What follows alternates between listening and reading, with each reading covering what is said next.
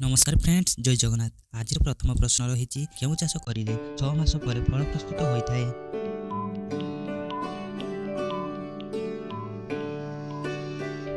उत्तर धान। धान चाष करने द्वारा जहाँकि 6 मास पर धान प्रस्तुत होता है।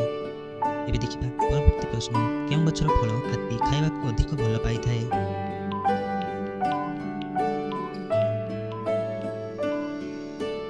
उत्तर कदली गछर फल जहाँकि हाथी खाइबा को बहुत भल पाई थाए। परवर्ती प्रश्न, केउ पशु छिड़ा होई सोई थाए। प्रश्नटी आउथरे रखिछि, केउ पशु छिड़ा होई सोई थाए।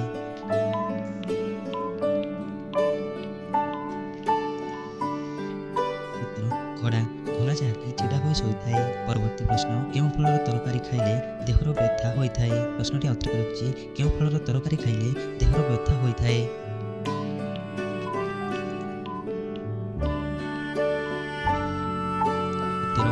बोईतालु।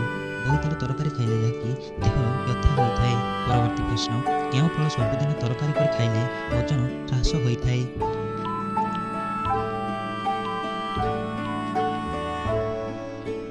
उत्तर अमृतभंडा। अमृतभंडा तरकारी कर खाइले वजन ह्रास पाई थाए। एबे देखिबा परवर्ती प्रश्न, केउ तेल को कानरे पकाई कानर मळी बाहर करा जाए।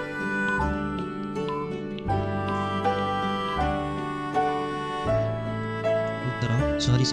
सरिष तेल जहाँकि कानरे पकाई कानर मळी बाहर करा जाए। परवर्ती प्रश्न, मनीष अधिक चिंता करने द्वारा केउ रोगरे आक्रांत हुए। प्रश्नटी आउथरे रखिछि, मनीष अधिक चिंता करने द्वारा केउ रोगरे आक्रांत हुए।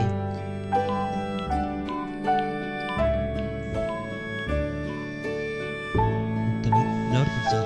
मनीष जदि अधिक चिंता करिथाए ताहाले से ब्लड प्रेशर रोगरे आक्रांत होइथाए।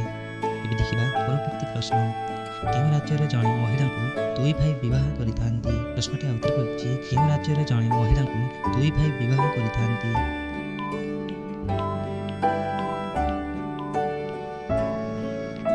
उत्तर हिमाचल प्रदेश। हिमाचल प्रदेश राज्य जहाँकि जड़े महिला को दुई भाई विवाह करिथांती।